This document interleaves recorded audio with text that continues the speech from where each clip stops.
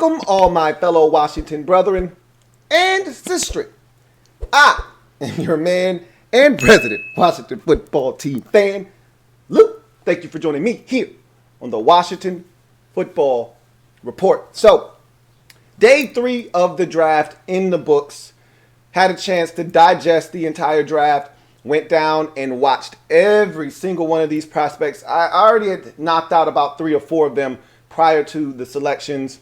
But Washington made 9 selections total in this draft. So had some work to do. Obviously didn't have to do any work on the 6th round long snapper. But outside of that, had some work to do. So give you a quick little some insight into what you should be looking for from me over the next few days.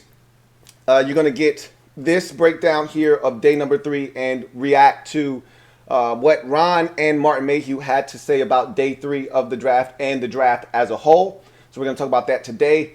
On Monday, Washington did sign a free agent, undrafted rookie free agent, or as they like to call them, priority free agents. One in particular, Jaret Patterson, running back out of Buffalo. So we'll talk about that signing tomorrow. I'll put out a breakdown of his game and what he brings to the table and if he is a viable candidate or not to make this football team. We'll talk more about that today as well. And then on Tuesday, you'll get the full 7-round breakdown of the 2021 Washington football team draft as we will kick off the draft wrap-up series starting with our beloved Washington football team. So that's what you should be looking for from me over the next 72 hours or so. But let's get into day 3 of this draft. I told you guys that the emphasis was going to be tight end, then safety, edge rusher, maybe running back. And, you know, don't be surprised if they looked at maybe another linebacker or maybe they looked at, another corner, a nickel in particular. They decided to double down on wide receiver. But I told you they would take care of tight end, safety, and edge rusher before they doubled back and got another one of something they had already acquired in the draft earlier. So we were pretty much spot on with what we said was going to take place. I told you the first item of business on day 3 was to get a tight end. And they did that, getting John Bates, tight end out of Boise State. And I'm not going to get too much into breakdowns. We'll save that for the Tuesday draft wrap-up series. But I'll tell you this, he's a great fit for exactly what we needed in our tight end room. And I think what his drafting says is that they feel really strongly about Sammis Reyes. I know a lot of you are saying, look, haven't seen him. We've been down this road before. We don't know what this guy is. I'm not falling for the banana in the tailpipe. And you have every right to feel that way. That is a fair assessment and a fair way to feel at this moment. But his athleticism and his ability to potentially separate at the next level is massive, is Sammis Reyes. And they know what they've got already in Logan Thomas. So this guy comes in and kind of fills that tight end 3 role as a blocker. But he's more than just a blocker. He's got functional athleticism. He can stretch the seam vertically. There's a lot to like with John Bates. We'll get into the particulars with him on Tuesday. But just know that's a good fit. And I think he rounds out the tight end room beautifully. And for those of you upset about not getting tight end Brevin Jordan out of Miami, I don't think that's what they were looking for, and I'll explain that a little bit later on when we go over this draft as a whole, because a lot of you, surprisingly, not that pleased with what Washington was able to do in the 2021 NFL Draft. We'll talk about that at the end of this breakdown as well. So after getting John Bates in the 5th round, Washington then spent their pick on Derek Forrest, safety out of Cincinnati. This is a guy that I thought Martin Mayhew kind of eloquently put it and was well said, and pretty much saying like this guy's going to cut his teeth on special teams initially, and if he is able to carve out a niche for himself there, become a core special teamer, just like a DeShazer Everett or one of the safeties on the roster that we currently have, guys that were core special teamers that found a way onto the field. I think that's how they view Derek Forrest at this moment, is that, hey, we're drafting this kid. He's an athlete. He's a 4.41 guy. We like his movement skills. He's going to help us on special teams. I know Matt Kazar, our special teams coordinator, wanted this guy more so than any other player on the board. So they went out and got him a piece to work with. And this could spell the end for Troy Apke, because Apke's claim to fame on this roster is he's our best special teams player. He's a special teams fiend. And I always say, in order to make sure that no big plays, no explosive dynamic plays on special teams take place on your units, you need a fiend and a half. So we've always had a fiend and a half, with Apke being on the roster, among other guys.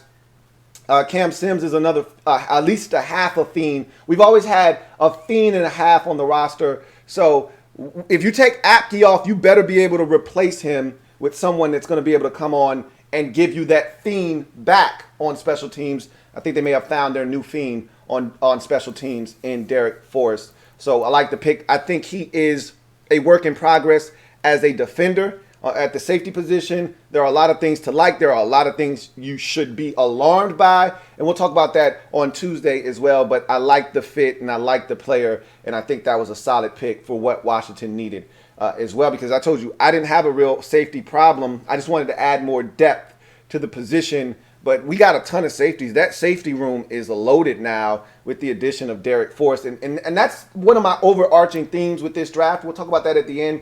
But I just love the fact that there's a ton of competition. The floor on the roster has been elevated with this draft. Again, we'll talk more about that towards the end of this breakdown. So we thought we were done with the 5th round and the 6th round. I thought we were going to go straight to the 7th round. We only had 2 7th rounders left. And then Washington makes a trade with the Philadelphia Eagles to trade up to gain not only an additional 7th rounder, but also a back-end 6th round pick. And in exchange, the Eagles get a 2022 5th round selection. So for all the talk of this draft isn't deep and next year's draft is going to be better because the process is going to be more regular and regularly scheduled, and there are going to be more guys available in the draft, and it's going to be a normal college football season, and there won't be all these opt-outs. So much for that. Washington said, forget about next year. Let's focus on this year. We've done a ton of work. We like some of the guys available, and we think they can help. And so they give up next year's 5th in exchange for a 6th and an additional 7th from Philadelphia. So that gave Washington 4 more picks of ammunition down the stretch of the 2021 NFL draft. And that 6th rounder they spent on a long snapper, Cheeseman, out of Michigan. And a lot of you out there lost your damn minds when they picked the long snapper. They didn't break any of my rules, so I didn't have any problems with it. You know my mantra, you know my motto when it comes to specialists. As long as it's 5th round or later, I don't give a shit. And so they didn't break any rules. It was in the 6th round. Obviously, we need a long snapper because we moved on from our long snapper. And so we needed a long snapper. That position was vacant. So I don't have a problem with them taking a long snapper. And who knew that they would set off a chain of events that would see like a run on long snappers. So they knew something was up. So they went and got theirs out of the way and moved on. And so I don't have a problem with them getting a long snapper, and neither should you. Again, 5th round or later, you shouldn't have any problems with them drafting a punter, a snapper, or a place kicker. You shouldn't have any issues with that. Okay, so move on from that. We get to the 7th round. 3 selections for Washington in the 7th round. And we start with edge rusher William Bradley King. So here's a guy in William Bradley King out of Baylor. And I told you, and so pretty much everything I said came to fruition. I said the first thing we should be targeting is a tight end. We did that in the 4th round. I said the second thing you should be looking for them to go after is a safety. We did that in the 5th round. I said the next position I think they want to upgrade is edge rusher. I said, I don't know about you guys, and I made this abundantly clear. I said, I don't know about you. I'm not comfortable with John Smith Williams and Casey Toohill being our 2 backup edge rushers. I don't know about you. I'm not comfortable with that going into camp. And so obviously they felt the exact same way that I did, because they didn't go and just get 1 defensive end. They went and got 2 edge rushers in back-to-back 7th round selections. So that hammered home the point that they were not comfortable with Casey Toohill and James Smith-Williams being their only viable options at defensive end behind Montez Sweat and behind Chase Young. And you know what? Martin Mayhew actually dropped the gem on our melon, and normally Mayhew is a lot more reserved. He doesn't give us tidbits like this, but he said, in free agency, we kind of went out there and we put out a couple feelers, and what we found is it's really hard to get a guy to come to Washington because we got two dominant edge rushers, and they know that there isn't going to be a ton of snaps available for them, and thus nobody really wanted to come here and give us the depth that we wanted to acquire in free agency, so we had to pretty much do it via the draft. I got no problem with that. I got no problems with the young fellas getting the snaps at edge rusher. Like at certain positions, I like my, and I talk about this on the defensive line. I like my beef sometimes. I like it well done, on the defensive line. I don't mind a veteran or two on the defensive line. Those guys know the tricks of the trade. They know how to get it done. I have no problems with beef. I like my corners outside to be skilled and somewhat cooked, because the young fellas outside, they get done up. All right, it's baptism by fire. They're gonna get beat. They're gonna get duped. So I like my corners to be somewhat well done as well outside, and put them on the grill a little bit. Let them get some of those lines, those tan lines on them, and then I'm ready for those boys to get out there. But on the edges, I got no problems. Give me all the youth you got. Give me all the young fellas you got that I can stomach on the outsides going after the quarterback. So I love it. I don't mind us not having a veteran. I know Ben Standig was adamant, even at the presser. He asked Ron and Martin about wanting to go out and get an edge rusher as a veteran. That's one of the few positions on the team. You don't have to have a veteran inside your defensive end unit and group. You don't have to have a veteran in that mix. As long as those guys are mature enough, and the D-line, they roll together. But if you want to separate it and just talk about defensive ends, then, it's a young group. It's a very young group. But still, that D-line as a whole, they've got veterans up there. There doesn't need to be a veteran defensive end. So back to William Bradley King. This is a guy that I look at, and he's a try-hard guy. High energy, high effort, high motor. He's not overly skilled. He's very savvy. He's a guy that uses some quickness initially to get inside. When he wins, a lot of times it's winning inside, whether it be on a twist or a stunt, or it's him just making the decision to go inside, and he wins a lot of times that way. He'll dip the shoulder and get inside and get to the backfield. He does a good job of using speed to power, even though he doesn't possess a ton of speed. He does have a solid bull rush, can collapse the pocket, but all in all, he's an average edge rusher. He doesn't bring anything to the table that wows you. You're not going to be really moved by what he brings to the table. But I will tell you this. I think that I would look at him and James Smith-Williams, and if I'm comparing the two, that'll be an interesting situation. I think James Smith-Williams brings a little bit more to the table because of his versatility, because of his positional flex, as Ron always likes to talk about. I think he would have the nod if it comes down to those two. Of the two edge rushers, I think William Bradley King is the one that may be the odd man out, because, again, I don't see him being better than James Smith-Williams at this point. So I would like to think that James Smith-Williams would be able to edge him out if there were a competition this summer for one roster spot, because I do believe the next guy we're going to talk about here in Shaka Toney, Penn State edge rusher, is going to make this football team. He does bring a level of dynamic explosiveness to the table, and it's exactly what we need off the edge in another pass rusher. If it's 3rd and 7 and Montez Sweat needs a blow and he's out, you want to be able to say, well, we still got a guy that can get to the quarterback, and Shaka Toney is that guy. He's undersized, which is why he's sitting here in the 7th round. If Shaka Toney were 253 pounds, we wouldn't be having this conversation. But pretty much his entire Penn State career, he spent playing at around 235, 238. So you're talking about a guy tremendously undersized for the pro game. But if you can bag quarterbacks, you can bag quarterbacks. And this is a guy that played 4 years at Penn State and never had less than 4 sacks in any given season. So you're talking about a guy with 20 career sacks at Penn State. The consistency was throughout his career. A guy with some explosion off the edge, can beat tackles, dip the shoulder, bend and dip and rip to finish. He's a guy that can win inside. He's got a crossover. He doesn't have a bevy of moves, okay? He's not a guy that's going to, have a spin move or a quick swim or something like that. That's not what he's doing, but he has 3 moves, okay? He's got a fastball. And I told you, as a pass rusher, really, you only need 2. It's great if you got a third. You know, it's great if you got 6 pitches. Hell, the more the merrier. You keep a tackle off balance, but you only really need 2 moves if one is dominant. Okay, you need a fastball, and then you need an off-speed pitch off the fastball. Okay, he's got a fastball. He's got a speed rush.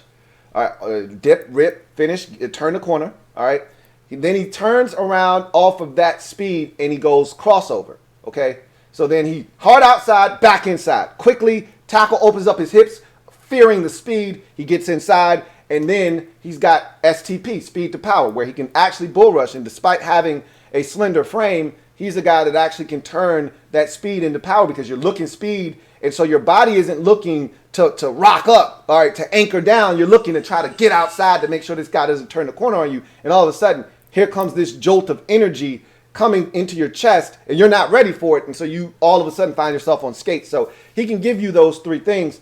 He is not a factor in the run game whatsoever. He's actually a liability in the run game, which makes him a rotational depth guy in passing situations right now.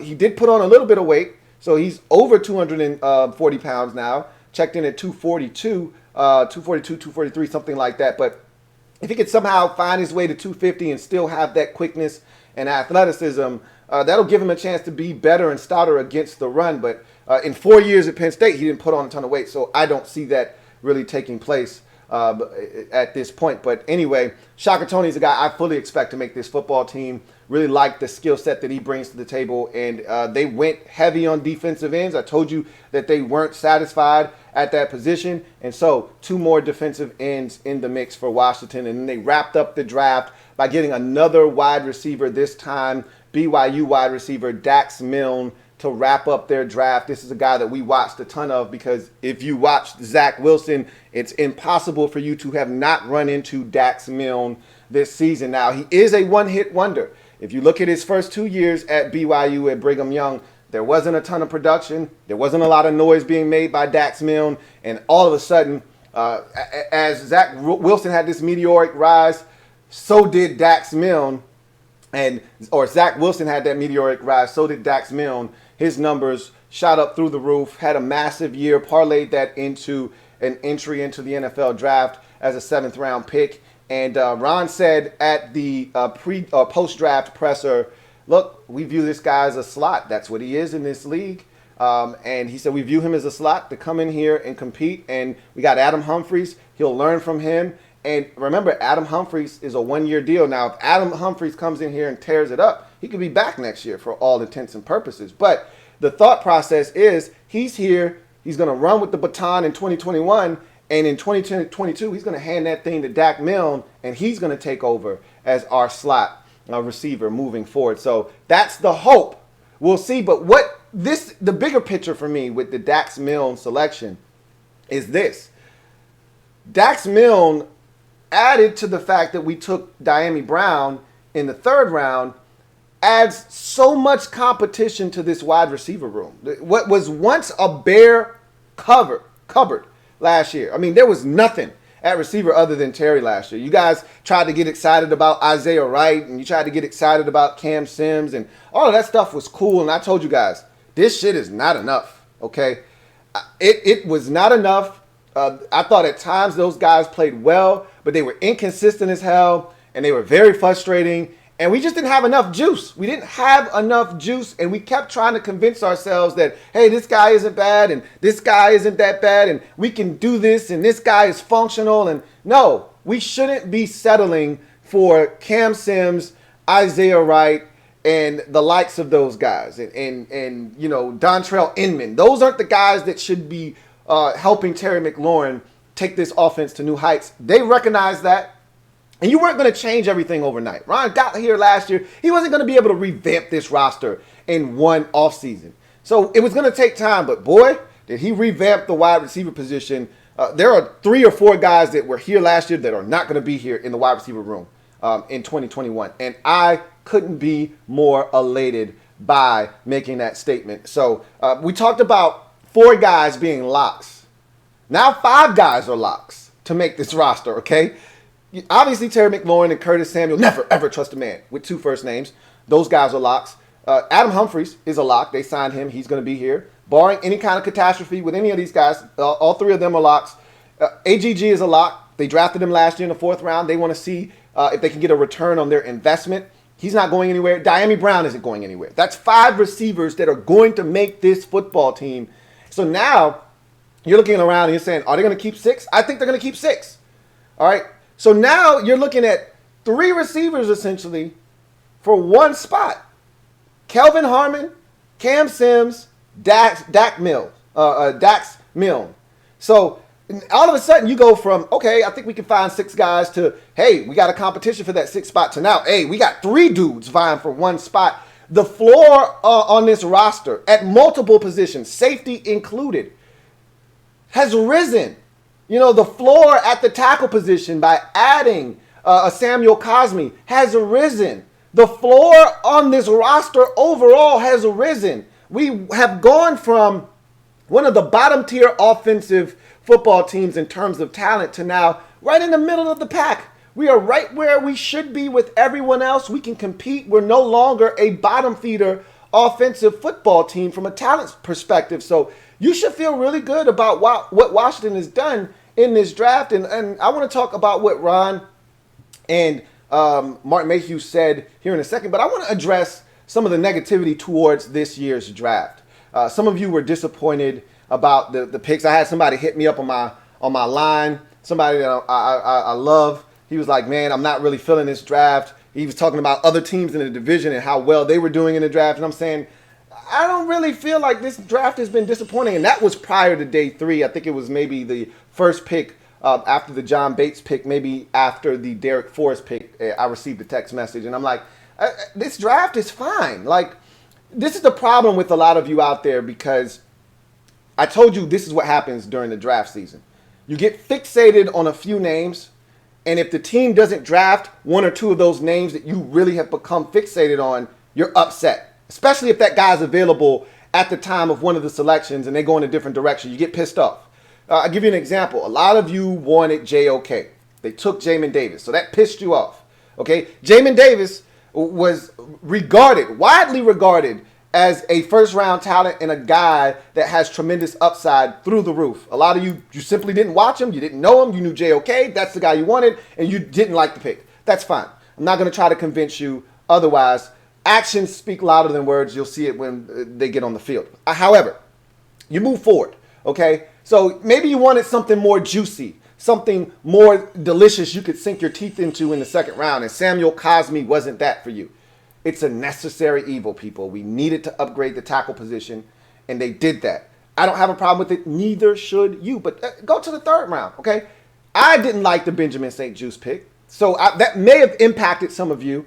I hate when I do that. I don't want to think for you. You think for yourself. And I'm not saying that is the case for any of you out there. I'm just saying I hope I didn't impact you with my reaction. I just didn't like him. I watched him, okay? And that's the thing. If you put in the work and you watch these players and you have an opinion, I can rock with that. Whether you agree with me or you don't, if you put in the work, we can sit and have a conversation about a guy. It's when you haven't put in the work and you didn't hear this guy's name 50 million times, and because of that you don't like him, that's when I have a problem with a lot of you having issue with some of these draft picks, because you don't know how these guys are going to fit into the mix. But then you get Diami Brown, love his speed, love what he adds to the table, and then we get to day number 3, and you were looking for Brevin Jordan. And this is why, I'm guilty, because I planted that seed. I put that battery in a lot of your backs, and I kept talking about Brevin Jordan. But what I failed to realize, and I thought about this after the John Bates pick, when I started to take a look at his film and understand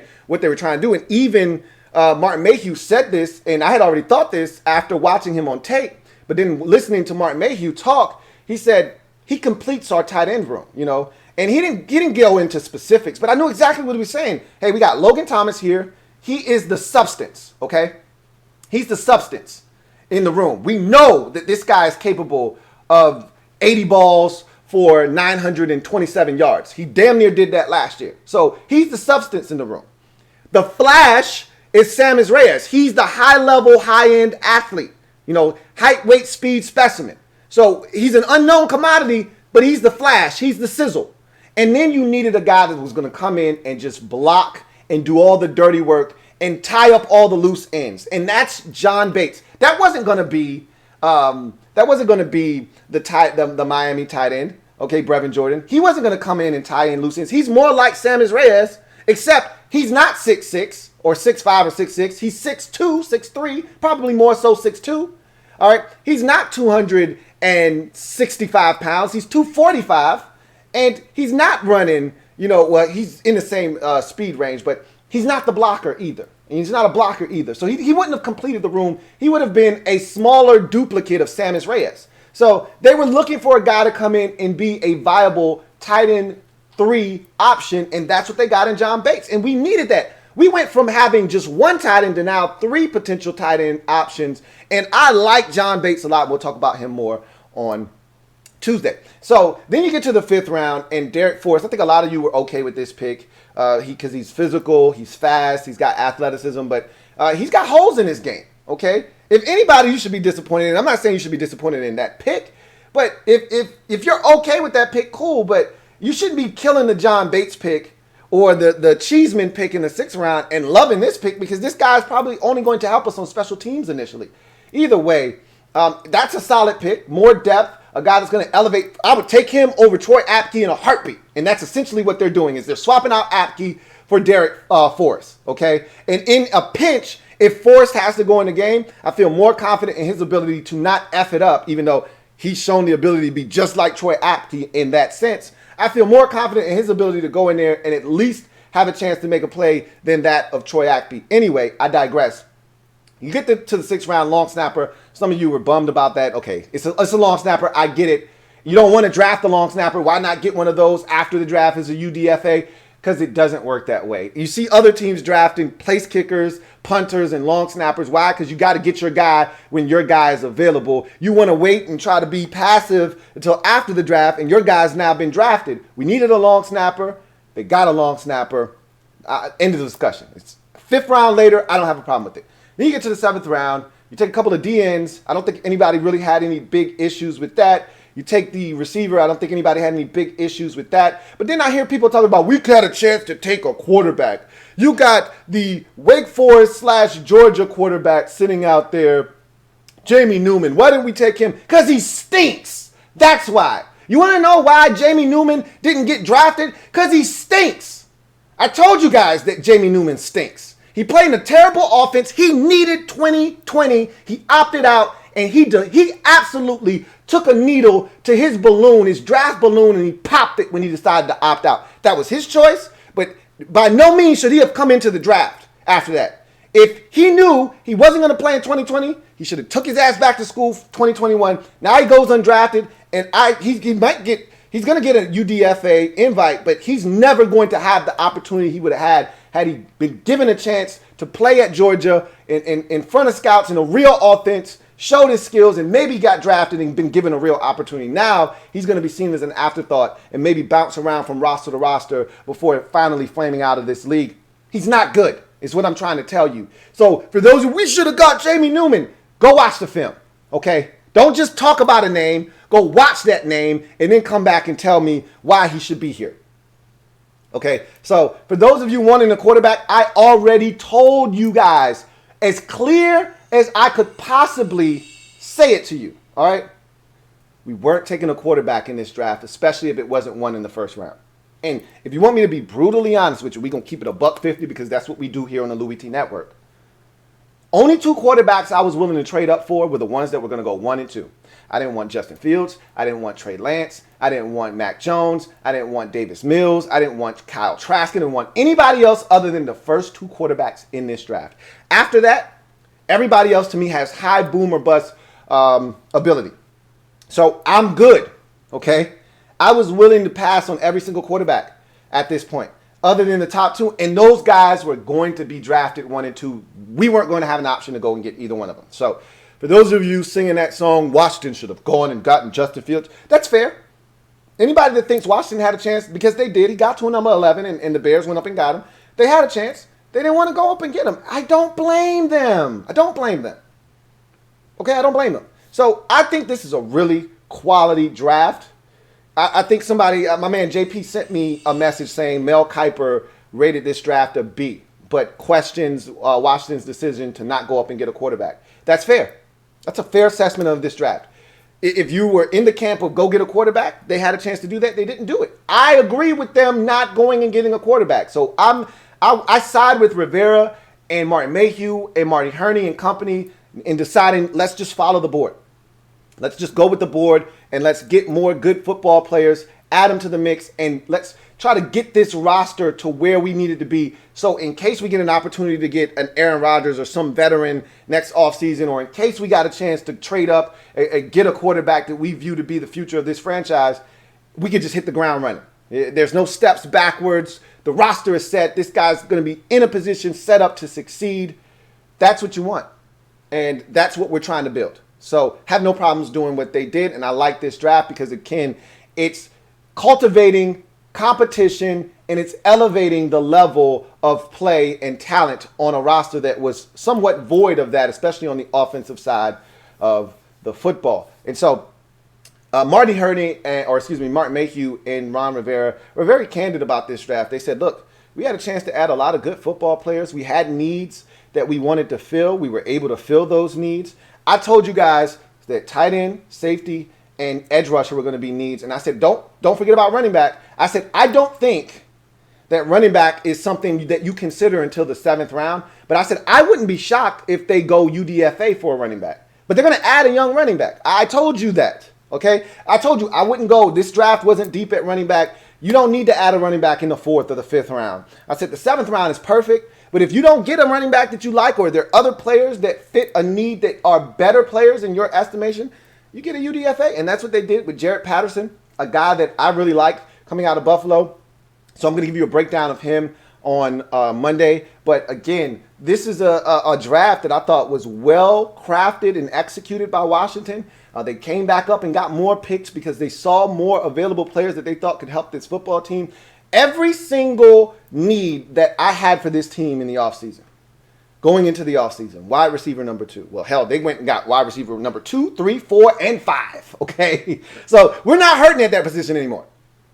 We talked about quarterback, and some of you just wanted to stand pat with what we had. They added a quarterback. Cool. I'm cool with that. I didn't necessarily love the guy they added, but we're going to see what happens. We're going to see if he's able to have one of his best seasons of his career this year. We'll see what happens. But they added a quarterback. We knew linebacker was a big deal. Tight end was a big deal. They added both of those things, okay? 2 tight ends, which I said I want multiple tight ends. They did that. I said linebacker, I wanted multiple linebackers. Well, they did. If technically they did add multiple linebackers, but the other guys that they added, I'm not really all that thrilled about. But Jamin Davis, I'm fine with that because we still got Khaleke Hudson. I think he can actually play as well. There's substance here. There's enough linebackers here that you feel really good. So they knocked that need out. I said cornerback is something that they need to take a look at. Well, they added a corner. I may not love the corner they added, but they added a corner, not to mention William Jackson III in free agency. So, and Darryl Roberts, don't want to forget about him. So they added depth at corner. I said, well, need to add some edge rushers, no more Ryan Kerrigan. They said, not only is there not any Ryan Kerrigan, I don't love Casey Tuhill. You don't neither? I don't, okay? I said, thank you. I'm glad you guys acknowledged that. They said, and James Smith-Williams, he's cool, but I'd like to add some more stuff. So they didn't add but one. They added 2 more edge rushers. And I said, hey, I know y'all went out and y'all signed Lamar Miller, and that's cool, but Miller time was like 3-4 years ago. He's 30. So do we have another plan there? You moved on from Bryce Love. Do we have something? It's like, yep, we got something for that too. Jaret Patterson. Love it. What is there not to like about what was done? I'm confused. Help me understand why you are so down on the 2021 draft class of the Washington football team. So Ron and company both were adamant that they got good football players. They added to the depth of this roster. They got guys that can come in and contribute right now, and then that's what they did in the first 2 days. Samuel Cosme is going to come in and have a chance to start at left tackle. Diami Brown's going to get a ton of snaps as a speed demon, and I think they really feel good about BSJ, and he's going to come in and play right away. And so, obviously, Jamin Davis is a guy that's a plug-and-play linebacker, so they feel good about their first two days of picks, those first 4 guys. And then the depth, and I told you that's where you build your depth of your roster is in day 3. Well, they did that. Got us a tight end that gives us a 3rd option at tight end, something we've lacked for years. This is even going back to the Vernon Davis Jordan Reed days, we never had tight end 3 on the roster. We always had 2 guys, and if one got hurt, now you're screwed because you don't have anything behind those first 2 guys. Now we got 3 viable options at tight end. You should feel really, really good about that. Safety was already a deep position to begin with, but the guy that we really wanted to weed out of the room was Troy Apke. Well, we may have just done that with Derek Forrest, so you should feel really good about that.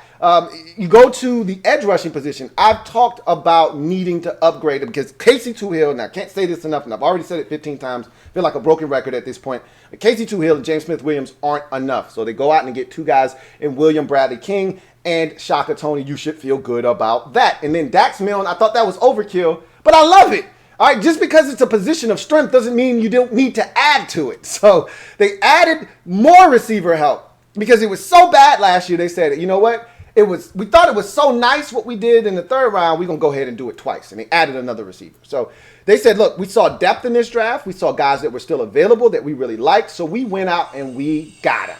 Okay, we came up with Philadelphia. They allowed us to come up and get more draft picks. And we wanted to help this roster out right now. We're not thinking about next year. We're thinking about right now. We want to win now. If we can speed this process up, we're going to do it. And that's what they did effectively by doing the things that they did in this draft. So I was pleased with the draft. I can't speak for anybody else out there.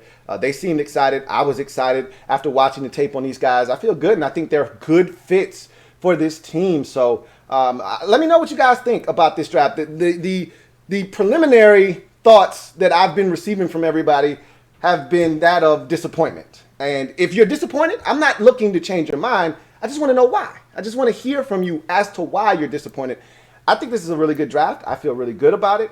And I think there are going to be some gems that we unearth in this draft. I think John Bates has a chance to be one of them. I think he has a sneaky chance to be a really good football player in this league for a very long time. And I think Shaka Toney could be a surprise in the 7th round. And Dax Milne, he may not make this football team initially.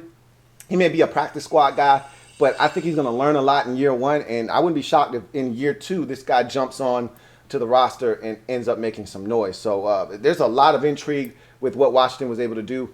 Tell me your thoughts on the day 3 of the draft in particular, and then the draft as a whole. We'll go over this entire draft on Tuesday with the draft wrap-up series. That'll be a much longer video. So looking forward to your thoughts. Leave it down in the comment section along with a like and a sub if you haven't already done so. But leave a comment. Tell me how you felt, how you felt about day number 3, and then overall how you felt about this draft as a whole.